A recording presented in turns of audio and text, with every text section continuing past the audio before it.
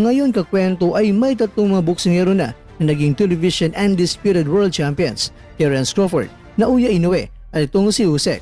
Kaya naman, dito na umusbong ang debate kung sino nga ba ang karapat-dapat na maging pound for pound king. Kaya nga pati ang mga Hapon ay nag-react na. Pero syempre ang gusto nila ay itong si Inoue. Pero ayon sa mga Amerikano na eksperto sa boxing, ang tanging karapat-dapat na maging hari ay walang iba kundi itong si Usyk. Pero ayon sa kanila, hindi rin pwede na isang tabi lang din sina Inoue at Crawford dahil puro mga magagaling din ang mga boksingero.